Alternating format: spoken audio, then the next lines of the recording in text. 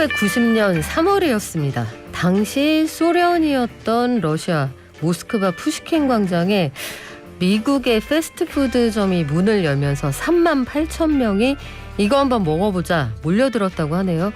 그리고 우리도 아마 기억하실 텐데 압구정동에 그 노란 아저씨 햄버거가 문을 열었을 때 줄 서서 사 먹었던 그 기억 갖고 계신 분들 있을 거예요. 미국의 수많은 식품 프랜차이즈가 그 전 세계에 진출을 했지만 이른바 자본주의의 맛이다 했던 대표적인 음식이 바로 햄버거입니다. 그래서 냉전이 한창이던 시대에는 자본주의보다 코카콜라가 먼저 들어가서 시장의 문을 연다 이런 속설이 있기도 했었거든요. 최근에 이런 햄버거 업계가 전 세계 시장에서 그리고 국내 시장에서도 새로운 변화를 모색 중이라고 하네요. 자세한 내용 머니투데이 방송의 임규훈 기자가 전해줍니다. 안녕하세요. 네, 안녕하세요. 머니투데이 방송 임규훈 기자입니다. 그래요. 임 기자님, 최근에요. 러시아가 전 세계에서 이른바 빌런 노릇을 하고 있는 상황인데 햄버거 세트 하나가 러시아에서 46만 원에 팔린다? 이게 거래 사이트에 올라왔다는데 무슨 사연입니까? 네, 판매 물품으로 올라오기는 했는데 아마 안 팔렸을 거예요. 일종의 해프닝 같은 건데 그만큼 러시아에서 글로벌 기업들이 철수하고 있는 게 그만큼 큰 이슈라고 이해를 해주시면 될 것 같습니다. 맥도날드는 지난 9일 러시아 전역 약 850개 매장 영업을 중단한다고 발표했는데요. 이러한 조치를 내린 건 전 세계 네티즌들이 전쟁에도 불구하고 러시아 내에서 영업 중인 기업들을 대상으로 강도 높은 비판을 가했기 때문인 것으로 추측됩니다. 영업 중단 소식이 알려지자 러시아 소비자들은 마지막 햄버거를 구하기 위해서 매장으로 몰려들었는데요. 주요 매장의 경우 대기 행렬이 수백 미터에 달하기도 하는 등 사람들이 굉장히 많았다고 합니다. 그래요. 이게 대체 뭐 하는 짓인지 멀쩡히 할 수 있는 가게를 지금 러시아의 오판 때문에 전 세계가 고생을 하고 있는 상황인데 전 세계인의 입맛을 사로잡은 햄버거라는 음식. 근데 최근 들어서는 사실은 입장이 좀 나뉘기는 합니다만 한때 우리가 정크푸드다 해서 좀 기피하기도 하지 않았습니까? 그렇죠. 근데 요즘은 오히려 햄버거가 굉장히 오히려 건강에 좋은 음식이라는 그런 얘기들도 많이 나오더라고요. 왜냐하면 빵도 들어가고 고기도 들어가고 들어갈 것은 사실 다 들어가 있으니까요. 그래요. 최근에 맥도날드나 버거킹처럼 예전에 인기 있었던 햄버거 업체들 수익성은 어떤지 궁금하네요. 네, 최근에는 맥도날드나 버거킹처럼 예전에 굉장히 인기 있었던 햄버거 업체들의 수익이 좀 저조해지고 있습니다. 햄버거 시장에 주목한 경쟁자들이 지금 다수 시장으로 진입하고 있는 데다가 물류비나 원자재값 같은 가격 인상 요인들이 더욱 늘어난 탓인데요. 가격을 올리는 대신 원재료를 더 저렴한 것으로 바꾸는 원가 절감 조치가 늘어난 것도 영향을 줬다고 풀이가 되고 있습니다. 맥도날드와 버거킹의 재무제표를 살펴보면요. 맥도날드는 2020년 매출이 7,910억 원으로 약 9% 늘긴 했습니다. 근데 이제 영업 손실 같은 걸 보면은 484억 원 손실을 봐서 지난해보다 약 10% 정도 더 손실을 봤어요. 제품을 더 많이 팔긴 했지만 판 보람이 그다지 없다는 얘기죠. 버거킹도 상황이 비슷합니다. 매출은 늘었지만 영업이익이 줄었고 2020년에는 당기순이익이 오히려 적자로 전환했습니다. 최근 버거킹이 M&A 매물로 나왔지만 큰 주목을 받지 못하고 있는 것도 이런 이유에서인 것으로 보입니다. 버거킹이 M&A 매물로 나왔다. 이거 자체가 보여주는 상징성이 있잖아요. 그렇죠? 그렇죠. 식품업계에서. 그런데 최근 들어서 말씀하신 것처럼 햄버거를 바라보는 시선이 좀 엇갈린다고 합니다. 집에서 혼자 재택하거나 혹은 자가격리하는 인구가 늘어나면서 아예 밖에 나가기는 어렵지만 한 끼를 좀 외식 느낌을 느끼면서 가성비 좋은 한 끼를 먹고 싶다 할 때 햄버거를 택하는 MZ세대가 참 많다 이런 얘기도 있는데 원자재 수급의 불안정이 햄버거 세트 메뉴 안에 고스란히 반영이 된다는 얘기도 들었습니다.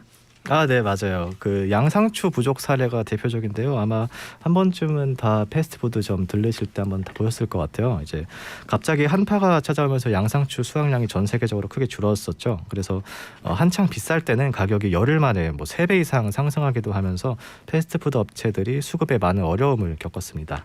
그리고 비교적 최근에는 코로나19 영향으로 해상 운송이 좀 불안정해지면서 감자 수급에 차질이 좀 빚어지는 일이 있었는데요. 그리고 자잘하게는 소시지 수급 소시지 수급 차질이 발생하기도 하는 등 크고 작은 원자재 수급 이슈가 지금 꾸준히 발생하고 있는 상황입니다. 감자튀김 빼고 주는 세트 이런 거 아마 그 구입해 보셨을 텐데 그 감자튀김을 만들 수 있는 감자는 또 정해져 있더라고요. 그게 참 흥미롭기도 했습니다. 뿐만 아니라 코로나19 이후에 파인다이닝 요 그 말이 좀 어려운데 잘 갖춰진 식사를 하는 그러니까 소위 우리가 멋진 레스토랑에서 식사하는 그런 느낌을 주는 문화가 자리를 잡으면서 햄버거가 되게 비싸졌다는 얘기도 있어요. 맞습니다. 그 영국 출신의 스타 셰프인 고든 램지가 올해 초 잠실에 버거 레스토랑 고든 램지 버거를 선보이면서 큰 주목을 받았습니다. 이곳은 고급화 전략을 내세웠다는 게 특징인데요. 비싼 재료를 아낌없이 넣어서 가격은 다소 비싸지만 그만큼 먹었을 때 만족감도 큰 버거를 내놓고 있습니다. 소비자 반응을 보면은 햄버거 치고 너무 비싼 게 아니냐 하는 반응들이 사실 많았는데요. 또 막상 먹어보니까 제값을 하더라 이런 반응도 많았습니다. 제가 이 가게가 처음에 문을 열었을 때 이게 거기 있는지 모르고 그 잠실에 거기를 한번 가본 적이 있거든요.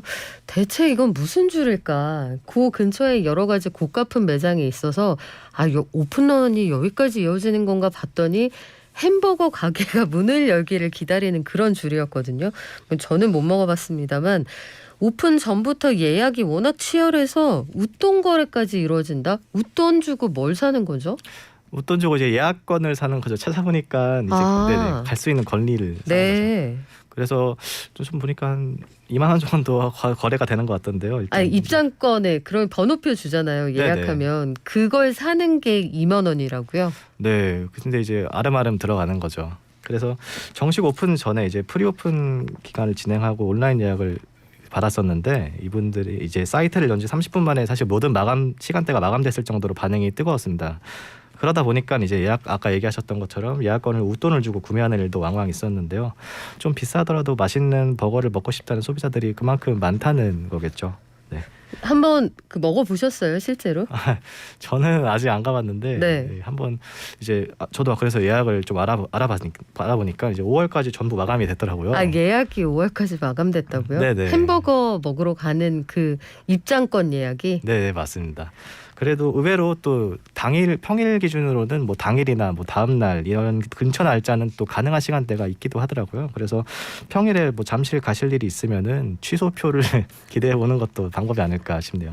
아니 근데 이게 좀 온도차가 있겠습니다만 사람들이 가심비를 중요하게 여기는 분들도 계시고 가성비가 더 중요하다 이렇게 판단하는 분들도 계실 텐데 햄버거 먹으러 내가 이 취소표까지 기다려야 되느냐 아마 이거 좀 이상하다 싶을 수도 있고 쉑쉑이 처음에 국내에 들어왔을 때 그 긴 줄을 떠올리는 분들도 계실 텐데 최근에 햄버거 업계에서 스마트 무인 매장을 만들 만큼 또 시장을 넓혀간다 이런 얘기도 있더라고요.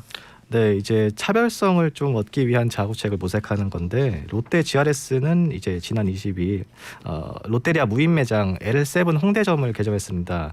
이 매장은 손님이 이제 방문을 해서 주문하고 물건을 픽업할 때까지의 모든 과정이 점원이 관여하지 않는 비대면 과정으로 진행되는데요. 이 매장은 해당 매장에서만 맛볼 수 있는 시그니처 메뉴를 두고 그리고 의류나 뭐 가방에 달 수 있는 굿즈 같은 굿즈 판매대도 마련하면서 이 방문 동기를 많이 유발하는 방향을 잡았습니다. 하지만 다른 무인 매장들도 그렇지만 아직 완전 무인화 단계라고 하기는 좀 어려운데요. 왜냐하면 재고 같은 것도 꾸준히 채워 넣어야 하고 그리고 손님들이 매장을 방문하다 보면 자잘한 요구 사항들이 있잖아요. 그래서 지금 운영하는 무인 매장들은 대부분 상주하는 그런 CS팀 직원이 있어요. 그래서 아직은 시도해보는 단계라고 보는 게 더 맞을 것 같습니다.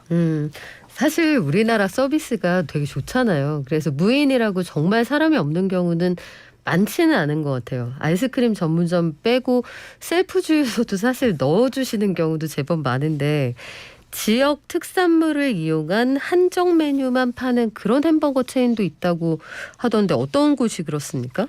네, 아까 얘기해주신 쉐이크쉑이 제일 대표적인 경우인데요. 쉐이크쉑이 원어 발음인가요? 그렇군요. 네.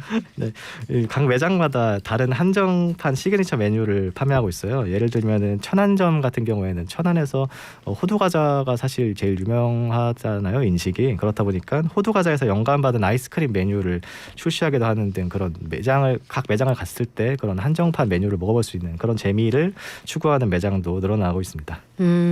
이것도 그런 거의 일종이겠네요. 여기에 가야만 먹을 수 있는 이른바 인스타그래머블한 그 인증이 가능한 햄버거를 판다는 건데, 한때 우리 또 SNS에서 사람 얼굴만한 햄버거 그 강원도 쪽에서 판매하는 그런 게 되게 유행하기도 했잖아요. 중요한 건 맛일 텐데, 앞서서 말씀하신 고급화 햄버거들, 특색 있는 햄버거들이 있다면 또 다른 쪽에는 우리께 가성비로는 대한민국 최고입니다, 이런 햄버거들도 있겠네요.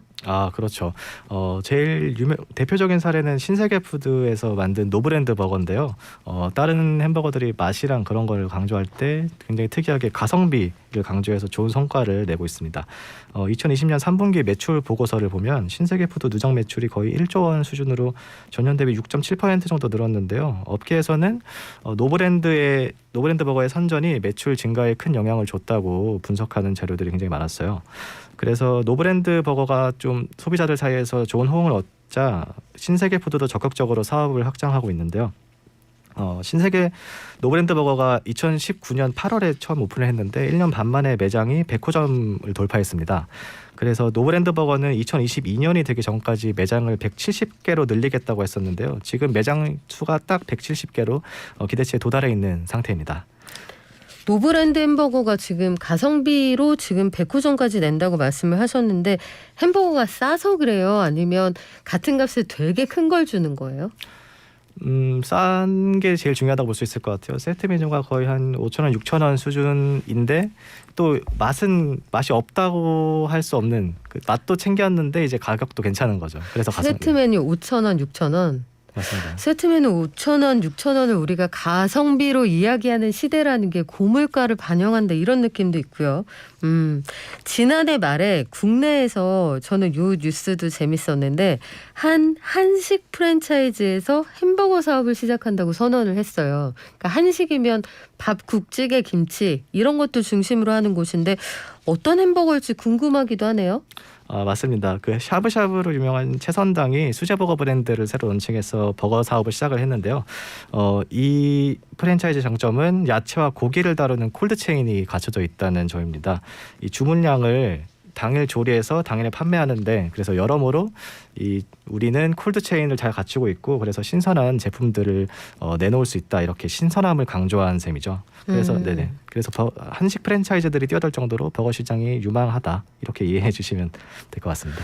요거 좀 신기한 게, 그러면 말씀하신 것처럼 햄버거 시장이 완전히 양분화돼서 커져갈 거다, 이런 기대감이 있다는 거잖아요. 햄버거 사업이 유망하다고 여겨지는 이유가 뭐예요? 가장 큰 이유는 강자였던 기존 프랜차이즈의 부진이 원인이라고 이야기하시는 분들이 많은데요. 햄버거가 사실 비싸지 않은 음식이라는 이미지가 있잖아요. 그래서 그렇다 보니까 기존 업체들이 이제 가격 인상 시기가 올 때마다 가격 인상 대신 이제 원가 절감하는 방식을 선택을 하면서 소비자들이 굉장히 음식 맛이 바뀐 게 아니냐, 이런 이야기들이 많이 나오면서 그 기존 프랜차이즈들이 가지고 있던 그런 굉장히 인기 있는 스테디셀러들의 제품 수요가 꾸준히 떨어졌다고 보고 있습니다. 그리고 코로나19 장기화로 소비자들이 음식 배달 문화가 일상화된 것도 이제 이유로 꼽히는데요. 보통 요즘 배달료가 거의 3,000원에서 많게는 거의 5,000원까지 나오면서 사람들이 상대적으로 음식 가격에는 좀 관대해진 영향이 있는 것 같아요. 예전에는 비싸다 생각했던 것들도 지금은 10,000원 정도면 먹을만한데, 이런 식으로 생각이 되니까요. 그래서 그만큼 제품의 맛이나 품질을 신경 쓴 제품들이 등장할 수 있는 환경이 조성되면서 그 가능성을 본 기업들이 많이 진입하고 있는 상태인 거죠. 제가 지금 방송 중에 검색을 해서 보니까 가성비로 대표되는 여러 가지 브랜드들의 그 제품을 보니까 기존 업체들은 몇천 원씩 했던 정말 큰 사이즈의 햄버거가 3,000원 미만에 팔린다든지, 아니면 초 빅사이즈 세트, 우리 이태원에서만 팔던 그런 세트가 여기에서는 한 5, 6천 원 정도 하니까 이런 걸 가성비라고들 받아들이시는 모양이네요. 그러면 햄버거 시장이 점점 중간이 없어진다는 얘기 아니에요? 아, 맞습니다. 이제 품질을 강조하든지 아니면은 아예 아까 얘기하셨던 것처럼 3,000원에서 5,000원대로 한 끼를 이제 먹을 수 있다든지 그렇게 이제 양분되는 거죠. 맞습니다. 그러면 앞으로 코로나19 이후에도 외식업계에 여러 가지 변화가 생길 것 같은데 앞으로의 햄버거 시장 우리가 미리 본다면 어떤 특징들을 가지게 될까요? 네, 우선 많은 신규 브랜드들이 진입을 하면서 소비자들의 선택지가 전반적으로 증가할 예정입니다. 그래서 당분간은 소비자들에게 눈도장을 찍기 위한 업체들의 경쟁 구도가 굉장히 치열해질 것으로 예상을 하고요. 고를 선택지가 늘어났기 때문에 소비자들 입장에서는 사실 좋은 일이죠. 그리고 한 가지 특징으로는 아까 품질이랑 가성비 이야기를 했었는데 고가의 프리미엄 버거에 대한 수요는 굉장히 꾸준히 있을 거라는 점. 그래서 이제 맛있는 음식을 통해 스트레스를 해소하고 만족감을 얻는 그런 아까 얘기하셨던 가심비 문화가 지금 확산을 하고 있기 때문에 MZ세대를 필수로 비싸지만 맛있는 음식에 대한 강한 호응이 지금 형성되어 있는 상태라고 보고 있습니다. 그래서 이 햄버거도 예외가 아닌 거죠. 지금 말씀하신 것처럼 가심비의 시대가 도래했다. 가심비로 접근을 하면 이해될 수 있는 부분이 있는데 가격 저항이요. 앞서 말씀하신 그 고든 램지 버거 같은 거는 하나에 몇만 원짜리잖아요. 햄버거가. 이거보다 더 비싼 햄버거가 나올 수도 있습니까? 그러면? 등장할 수도 있지만 고든 램지 버거 같은 경우에도 지금 미국 현지 가격보다 좀 비싸게 이제 가격 정책을 비싸죠. 네, 네, 맞아요. 그래서 세웠기 때문에 아마 고든 램지 버거보다 비싼 거가 나오기는 좀 어려울 것 같아요. 너무 비싸가지고. 그래요. 앞으로 글쎄요. 어떤 시장이 형성될지 좀 지켜볼 텐데 지나치게 거품이 붙는 건 아닌지 이런 것도 우리가 매 눈으로 지켜봐야겠습니다. 지금까지 머니투데이 임규훈 기자와 함께했습니다. 고맙습니다. 감사합니다.